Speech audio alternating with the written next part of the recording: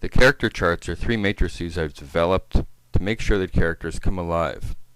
They're based on my reading from Chris Keen's How to Write a Selling Screenplay and Linda Seeger's How to Make a Good Script Great.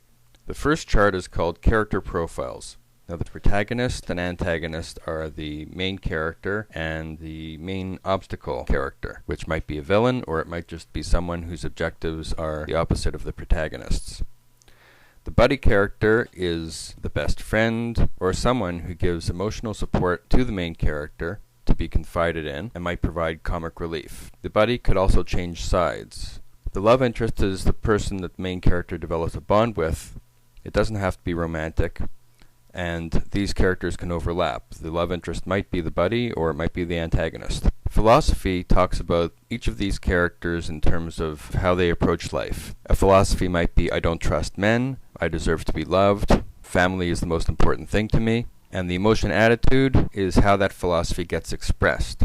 The character could be meek or egotistical, self-involved or generous. This is really their internal expression. The external expression, or the appearance facade, can actually be the opposite, but it's how the person appears to the world. The next column deals with whether the character is really focused on the present, whether their actions are being influenced strongly by something that happened in the past, or whether they are very future-focused. This kind of thing influences how they approach life. The final column, transformation, is to make sure that there's some movement in the film. The most interesting transformations are between opposites. If somebody's happy, they become sad. If somebody's rich, they become poor. If someone's lost, they become found. These kinds of things make sure the movie moves and maintains interest. The protagonist and the antagonist both have internal and external motivations, actions, and goals. External motivation describes the event in the script, or the set of circumstances that causes the character to behave as they do. For the antagonist, this may have occurred before the story starts, but for the protagonist, it should happen early in the story itself. For internal motivation, ask yourself what the character's key emotional needs are and what is keeping them from being met. In the action column, pinpoint the event in the film that shows, not tells, the audience what the character's internal and external motivations are. If there is no such scene, there ought to be. Your character's goal is a logical outcome of their motivation. It may be negative, to avoid having something happen, or it might also be subconscious. Knowing the goal gives you a touch point by which to judge how your character will respond to any given situation. The key to conflict lies in the fact that what the protagonist wants is directly opposite to what the antagonist wants. Additionally, each character's external want should be at odds with his or her own internal want. Taken all together, this makes for a lot of conflict both between the characters and within them.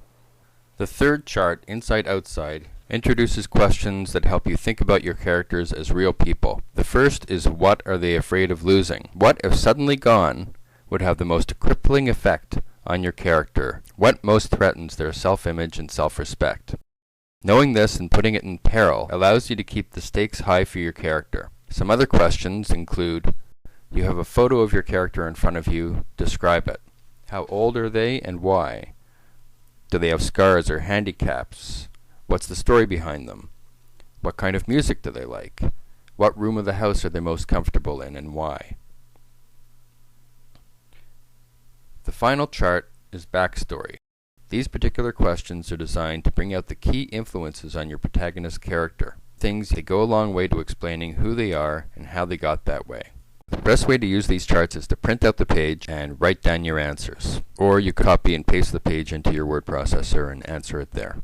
Finally, we're going to talk about the monthly Logline contest, an opportunity for you to practice writing log lines and judging them from a producer's standpoint.